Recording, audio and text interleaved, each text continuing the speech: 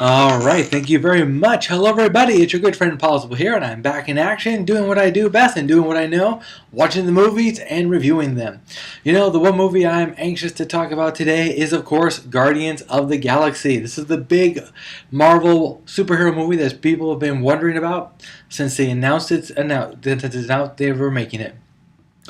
This one was crazy. You know, they always were sticking with the safe heroes, the Spider-Man, the Batmans, even though that's DC, Iron Man, people who have a history, you know, Captain America, Thor, etc. So, now Marvel wanted to take a real chance here and present us with Guardians of the Galaxy. More of a lesser known, even though it's just as old. Don't get me wrong, I'm not saying that this has no merit whatsoever. It has merit, but it doesn't have the following that the other ones do. Whereas those were all A-listers, this was more of a B-C-lister, and I don't mean any offense whatsoever. You have to believe me on that. That said, the movie itself really stands on its own, really comes forth and delivers. You have the basic story of Peter Quill, who likes to call himself Star-Lord. He is out in the middle of nowhere finding an item in a complete desolate wasteland. And how this item was just left there when everybody else left, because apparently, you know, it's a trashed planet, even though apparently people used to live there. Used to be a civilization. Now it's a who knows what. You know, it's trash. So we got this archaeology thing going on. But apparently this one safe still works. Not very well, because it's supposed to protect an orb that he gets with pretty much ease. Now, as you can tell, this is one of the small problems I have with the movie. You know, why did it take so long for anyone to just walk in and take that thing, you know? Then again, this was an older civilization, obviously. Maybe it was lost in time. Somehow, someway, he was able to find it first. And because he was able to find it, he has the orb, and now everyone and his brother and even their sisters want the orb. So first things first, a Darth Vader style bad guy sends an assassin, Gamora, the green lady shown here, to kill him and get the orb back.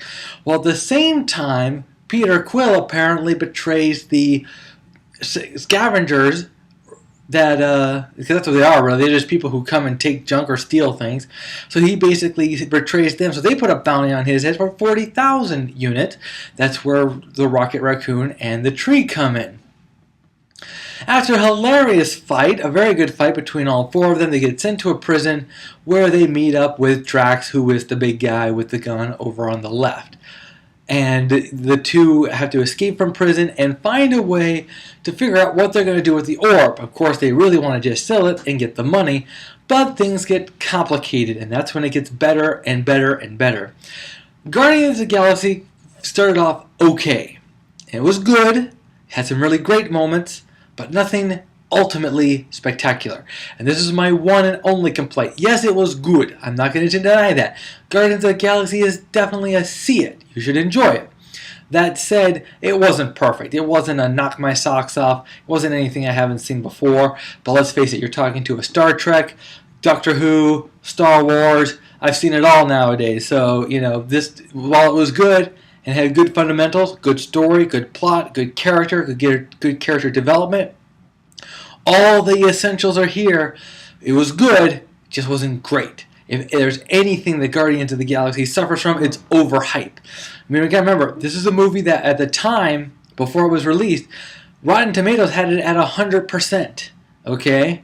And it had some really great reviews. I'm sure it got some pretty average reviews too.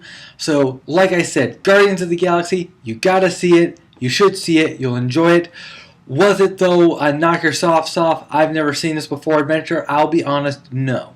But I like how they continued the story, I like how they kept my interest, and I like how they ended it. You know, ultimately, it was a really good movie, so I cannot say this enough. See it, enjoy it. We'll see you at the theaters.